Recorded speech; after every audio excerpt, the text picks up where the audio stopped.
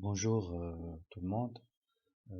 On se retrouve alors pour le dernier cours de ce programme semestriel de la théorie de l'architecture pour la première année.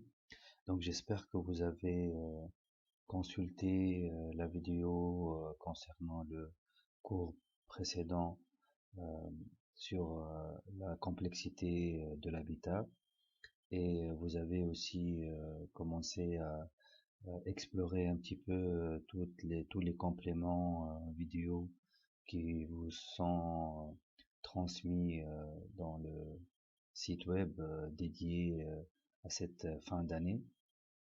Alors, on attaque directement ce dernier cours qui est intitulé Approche de l'espace par la problématique du lieu, qui fait partie du thème numéro 4 du dernier thème du programme et des chapitres du programme de l'année intitulé Le lieu et l'esprit du lieu.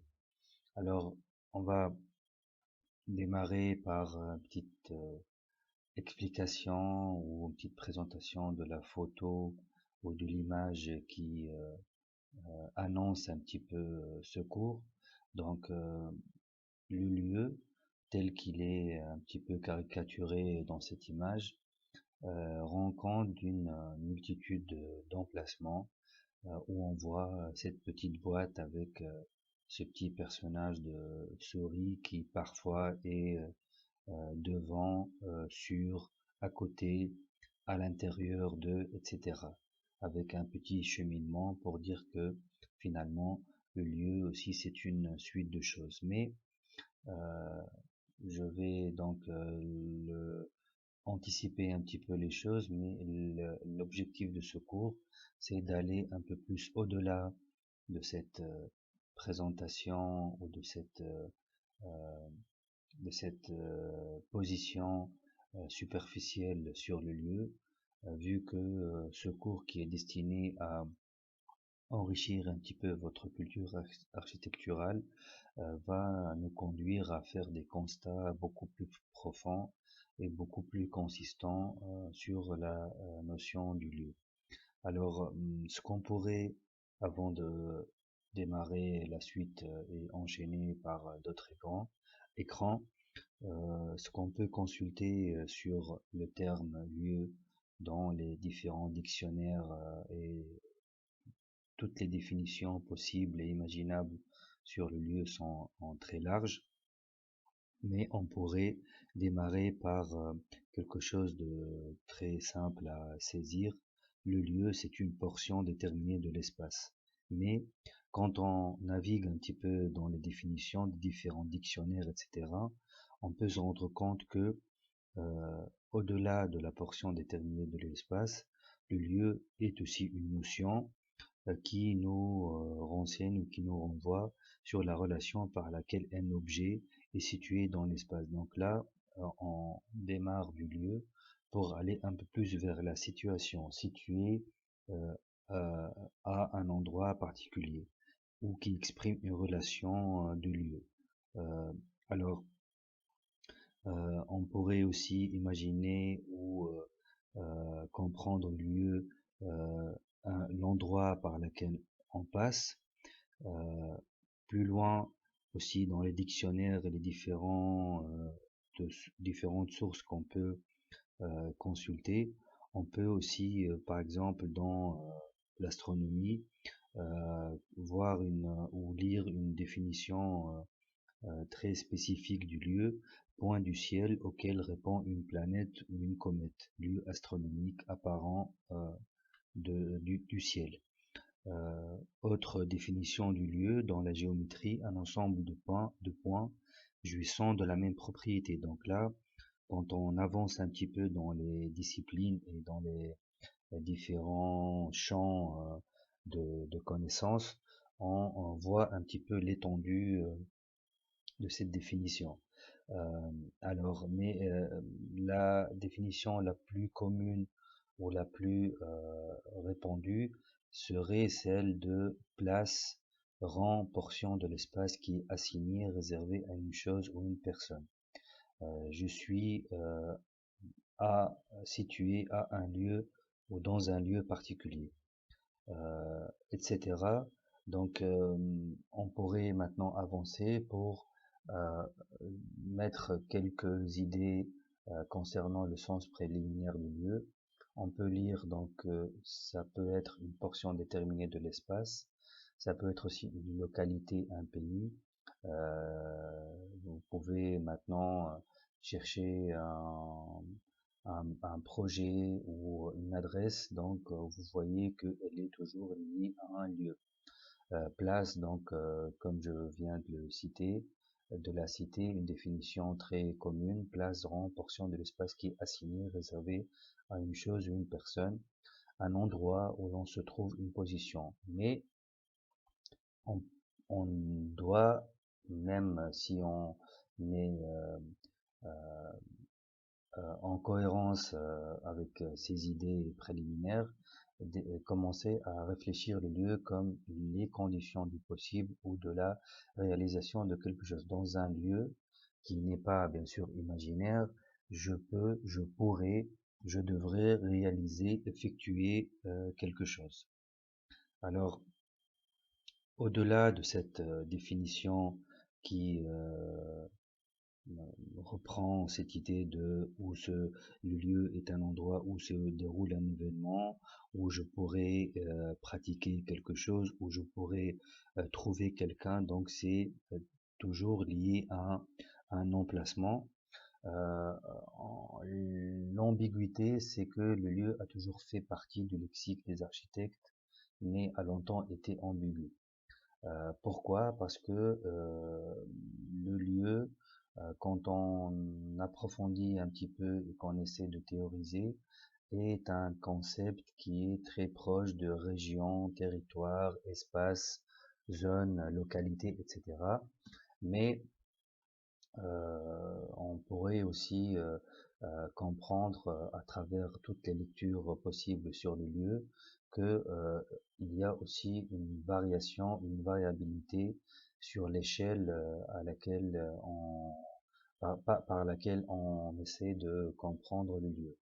Euh, il se trouve aussi, chose très intéressante, que l'architecture n'a jamais pu établir une vraie définition sur laquelle on peut se baser pour aborder le lieu, mais c'est un concept qui a été largement euh, exploré, analysé, théorisé par la géographie, chose qu'on va voir dans l'écran suivant, mais il est intéressant de constater que le concept géographique du lieu dérive de la physique téléologique aristotélicienne, dans laquelle toutes les choses possèdent leur place naturelle, et on revient ici à la question du lieu dans l'astronomie et aussi tout ce qui relève des considérations mystiques.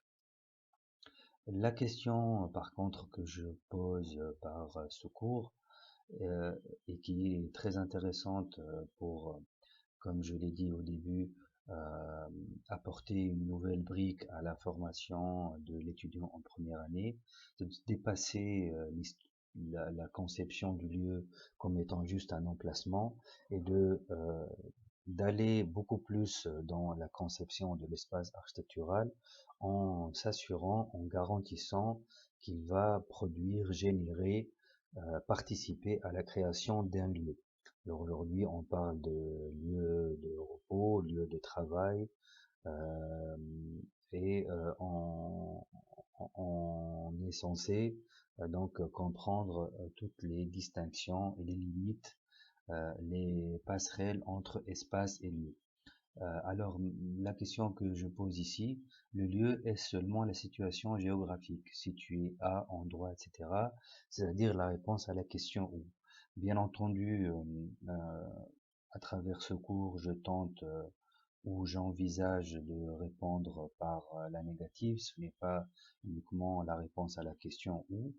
Et ce qui est intéressant, c'est de voir dans toute la panoplie des définitions possibles, la sélection que j'ai pensé faire ou m'arrêter plutôt à ces quatre hauteurs et ces quatre définitions, c'est- d'où cet écran qui nous donne la définition du lieu par quatre hauteurs.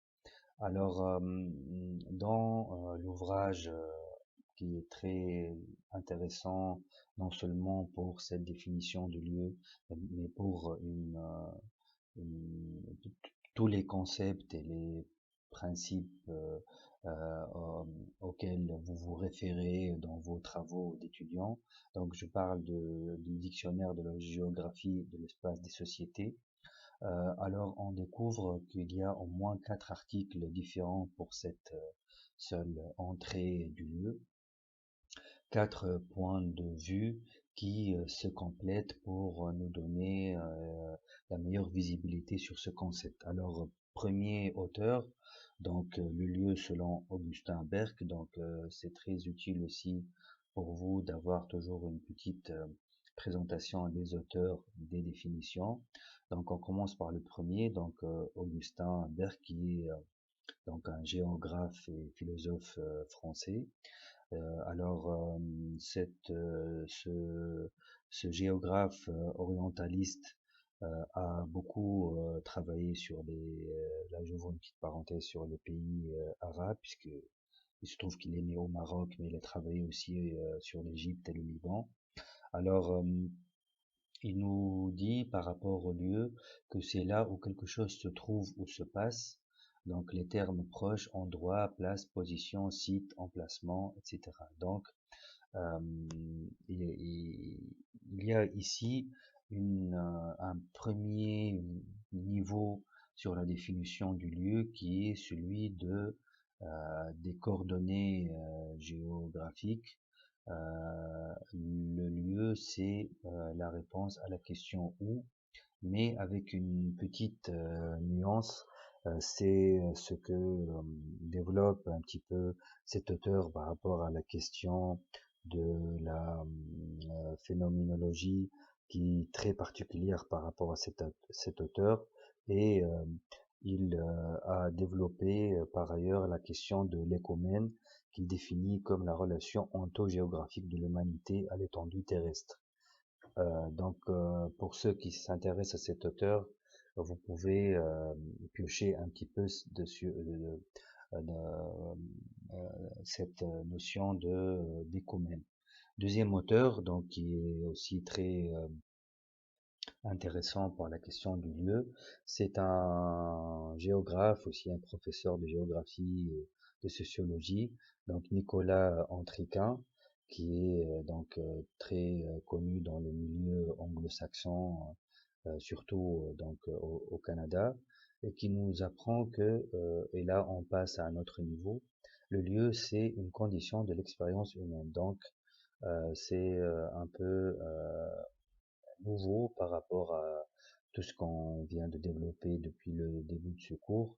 On n'est plus dans la géographie de l'emplacement, de l'endroit, de la situation, mais ici on parle de conditions. Donc c'est quand même une définition, un parti pris très fort et très risqué, une condition de l'expérience humaine. Donc là où on peut parler d'expérience humaine, donc de vécu, le lieu nous renvoie à une forme de condition, donc la condition de la faisabilité de l'expérience humaine. Troisième auteur, Jacques Lévy, donc qui est incontournable aussi dans les recherches contemporaines sur la géographie et l'urbanisme, qui est professeur à l'École polytechnique fédérale de Lausanne. Donc, beaucoup travaillé sur les théories de l'espace des sociétés, la géographie du politique, des villes, de l'urbanité, etc. Et il nous apprend que c'est l'espace dans lequel la distance n'est pas pertinente. Alors, ici, il y a une nuance qui est, à mon avis, très intéressante, vu aussi que cette définition renvoie au terme d'air, de coprésence, de cospatialité. Donc, la coprésence, être ensemble dans un lieu, dans un espace, mais il nous dit espace dans lequel la distance n'est pas pertinente. C'est qu'elle n'est pas conditionnelle, elle n'est pas la condition pour, à partir de laquelle on doit ou on peut définir le lieu. Elle doit être présente dans la définition du lieu, mais elle n'est pas la seule. Quatrième auteur et quatrième définition, donc ici on doit pas oublier Michel Luceau, qui fait partie des auteurs et des personnes qui ont mis en place ce dictionnaire, donc qui est un géographe aussi euh, qui a beaucoup apporté donc à la géographie contemporaine. Il nous dit c'est la plus petite unité spatiale complexe de la société. Donc renvoyant au terme d'action, agencement, espace, habitat, spatialité. Et là, les choses deviennent beaucoup plus sérieuses et beaucoup plus parlantes pour nous, puisque il met au même niveau, sur la même horizontale, donc le lieu et l'habitat.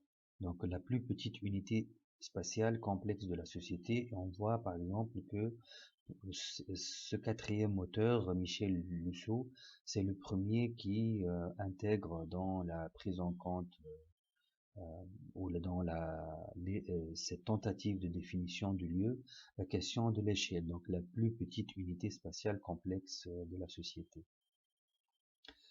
Au terme de ce bref passage par ces quatre auteurs, on pourrait néanmoins constater que le lieu, ce n'est pas uniquement une surface. Donc entre le lieu et le lieu est une armature pour le territoire, une sorte de chaîne structurelle. Donc un territoire ne peut avoir lieu que s'il est organisé, s'il est structuré par la somme ou une multiplication du lieu. Pas uniquement d'architecture, mais d'architecture qui produisent, qui génèrent, qui signifient ou qui renvoient à des lieux. Alors, Augustin Berg, donc je reviens au premier auteur, donc le géographe orientaliste, euh, il nous apprend que pour identifier un lieu, la tension est très nette entre la volonté d'abstraction scientifique, donc tout ce qui relève du lieu en tant que coordonnées GPS, donc situé à un endroit, et la prise en compte de réalités sensibles. Et là aussi, on peut aussi voir dans cette, on va dire, nouvelle posture d'Augustin Berg, qui est un peu différente de la première posture qu'on a vue dans l'écran précédent.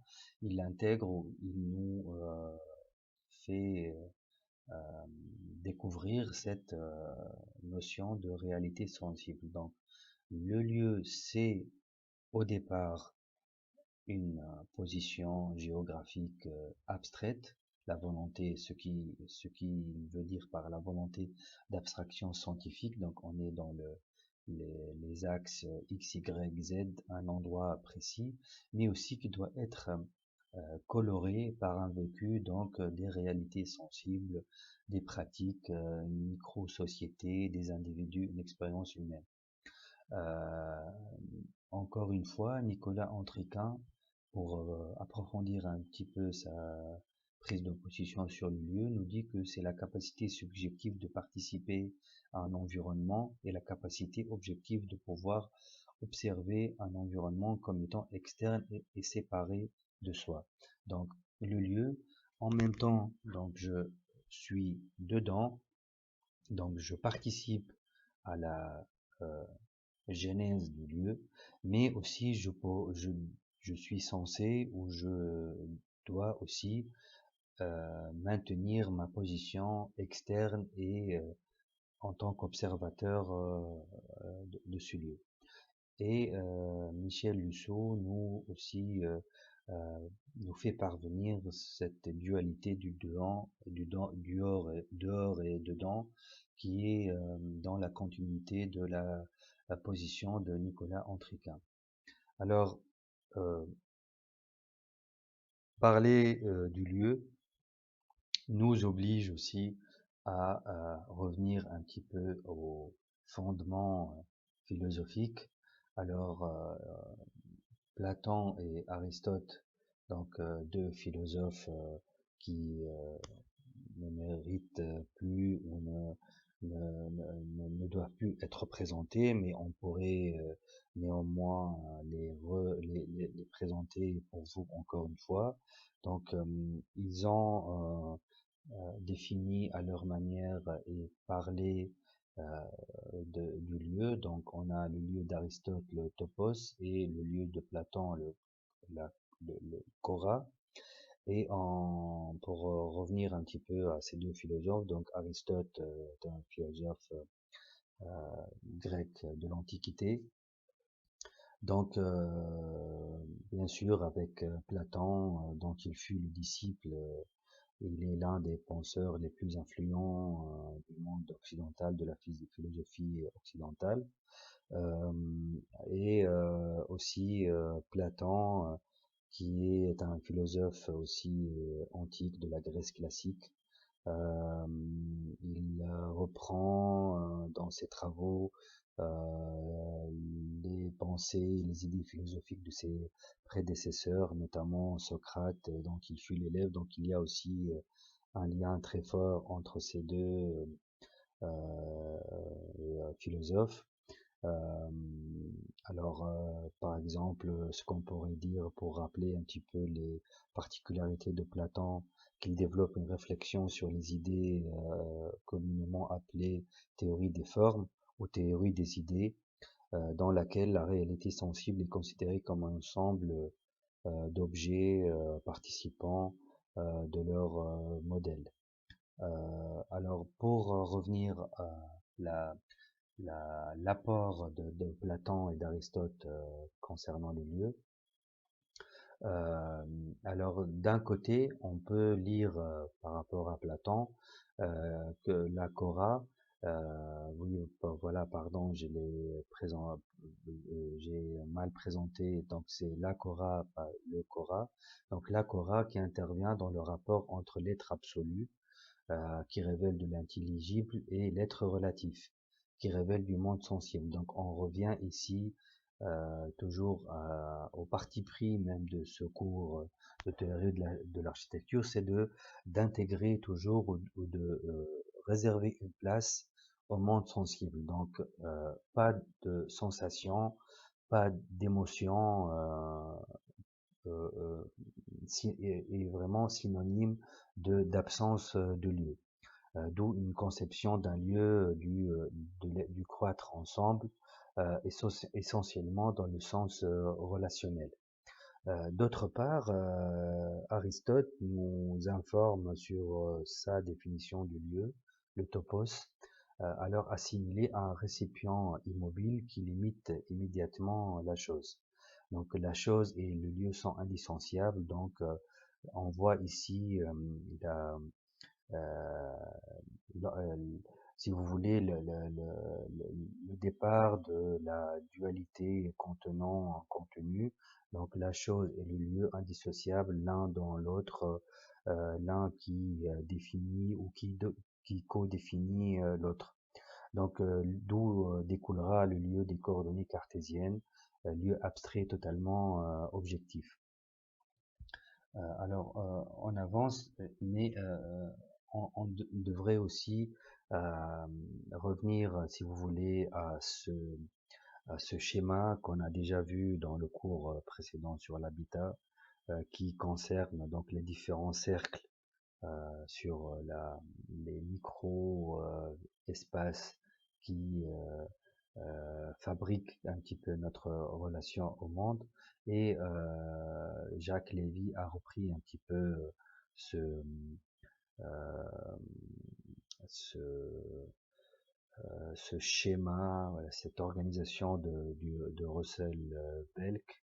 Je vous en ai parlé un petit peu la dernière fois. Donc c'est un chercheur sur l'économie monétaire internationale, sur la, le profil du consommateur contemporain, mais qui a beaucoup apporté aux recherches sur l'anthropologie et l'architecture.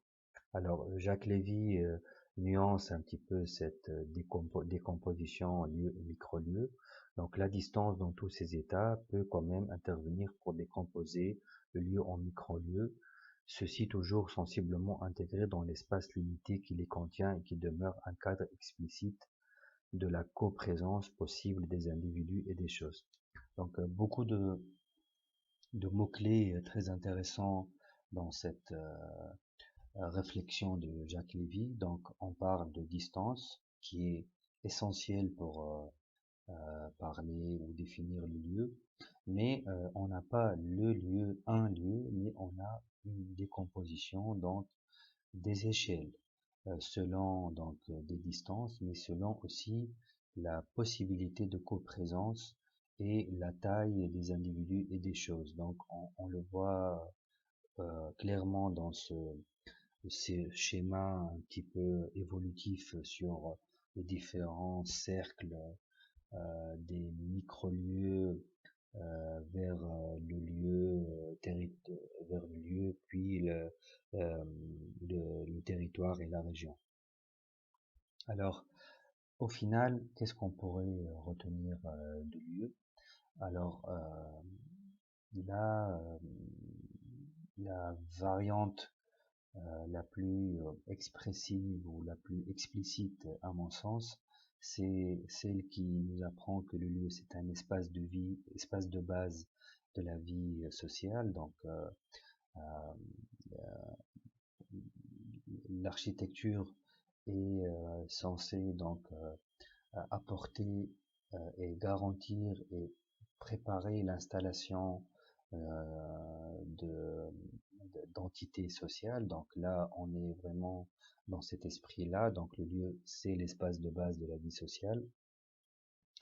Mais pour ne pas oublier le fait qu'on part et secours part d'un questionnement sur les, les, les convergences ou les divergences des définitions espace et lieu, on pourrait dire que le lieu et l'espace sont des concepts jumeaux qui assurent une continuité entre l'expérience intérieure et le monde externe d'un sujet. Donc,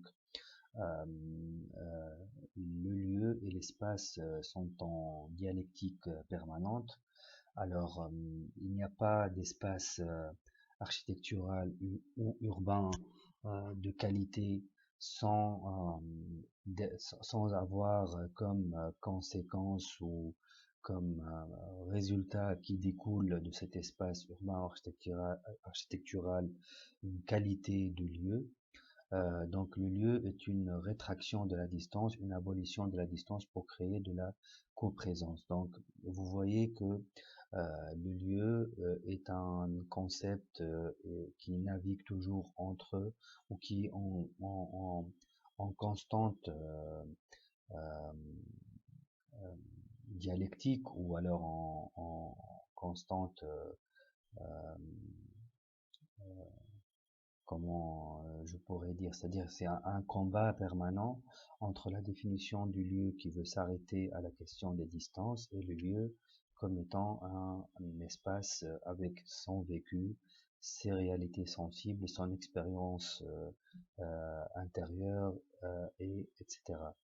Euh, et ce schéma qui est en bas de cet écran résume très bien l'esprit de cette réflexion. C'est-à-dire un lieu, c'est un cadre, si vous voulez, spatial, qui devrait euh, nous, nous imprégner. On ne rentre pas et on sort pareil d'un lieu. Un lieu imprègne, marque son occupant, laisse des traces et apporte une nouvelle expérience de l'espace architectural urbain. Alors, euh, avant d'attaquer les écrans restants, oui, on a parlé du lieu avec une position un peu positive ou positivante. Le lieu, c'est les réalités sensibles, c'est l'expérience humaine, la vie sociale, l'unité de base, etc.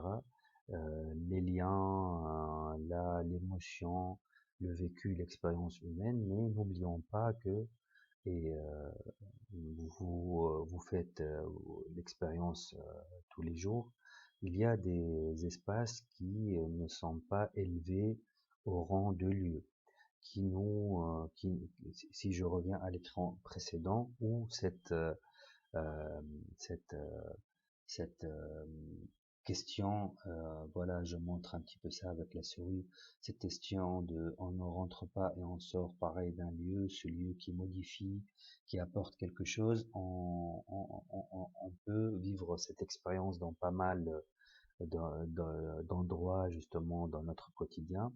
Et qu'est-ce qui se passe quand il y a discontinuité, quand il n'y a pas d'attachement, quand il n'y a pas d'expérience sensible de certains espaces. Alors, il se trouve que il y a donc une antithèse ou une autre théorie qui vient un petit peu contrebalancer cette première théorie, ces idées, toutes ces réflexions qu'on a développées sur le lieu, c'est cette antithèse du non-lieu. Alors, ce terme, c'est un néologisme introduit par un anthropologue français euh, qui a, si vous voulez, mis en place cette théorie, donc plutôt un ethnologue, euh, je m'excuse, donc Marc Auger, dans un de ses livres, dans son œuvre intitulée Non-lieu, Introduction à une anthropologie de la surmodernité, apparu et édité en 1992. Alors,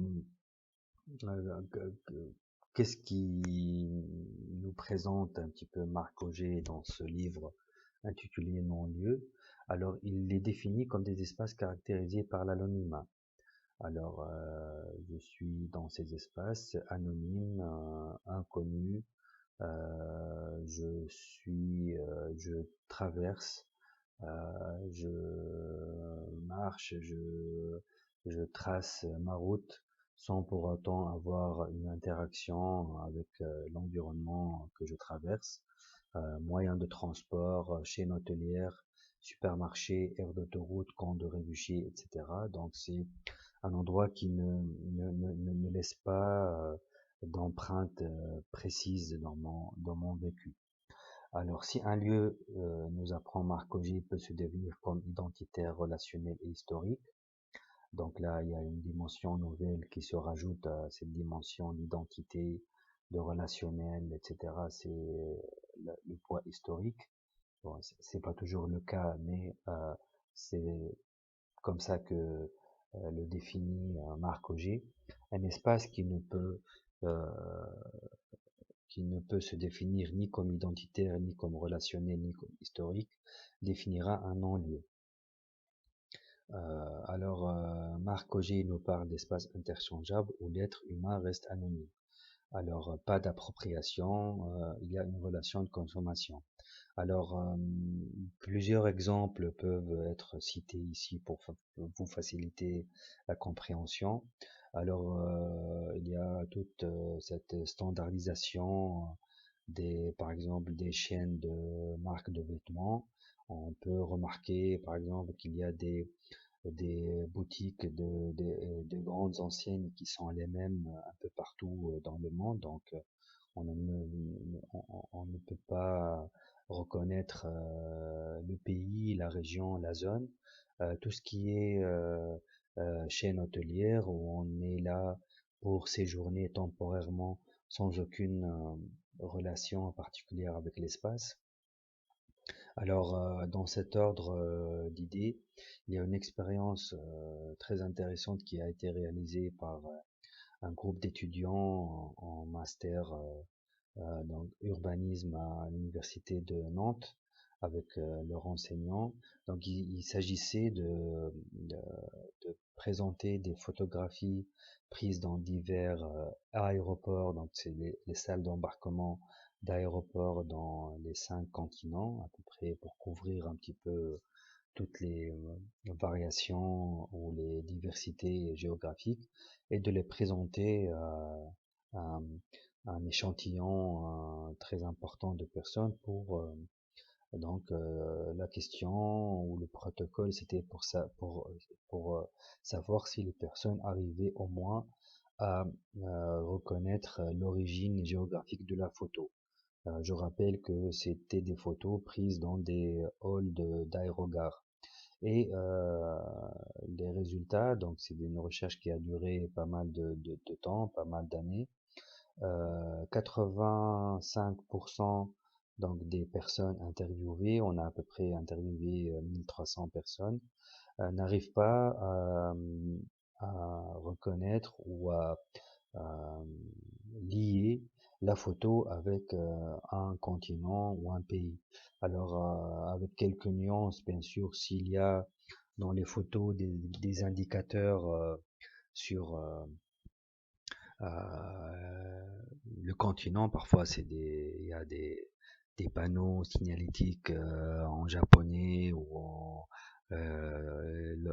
alphabet asiatique, donc on pourrait les relier à un endroit, mais sinon, donc les résultats sont sans appel.